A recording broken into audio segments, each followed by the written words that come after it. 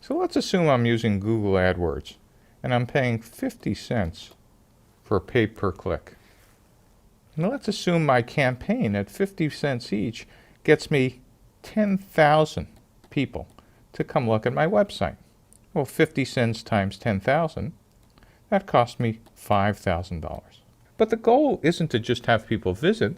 The goal is to get them to the end of the funnel. And at the end of the funnel, I want them to actually have paid for and or used the product. So the goal is to activate them. Now what's interesting is assume I'm offering a trial and assume that maybe just 5% of the people who I've acquired actually now take the trial. And so I now have 500 people using my freemium product. But the goal is not to just have them use a freemium product. The goal is to actually have them pay for it. And what's interesting is assume 10% of those now actually pay. So I'd start with 10,000 people who came to my site. I spent $5,000 for them.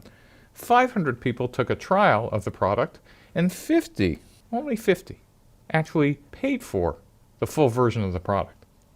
So while 10,000 people looked great for $5,000 because it only cost me 50 cents per person, if we now do the math, we can now see it cost me $100 to acquire one paying customer. That $100 equals my customer acquisition cost. I used this example for a web mobile channel, but it's similar for a physical channel. You might not be doing pay-per-click, you might be doing direct mail math, or you might be doing television or radio math, but the math works the same. How much did it cost to acquire a customer? How much did the campaign cost? How much did it cost to get them to consider your product? How much did it cost them to take a test drive of your car or fly your airline? And what, in the end, was your customer acquisition cost?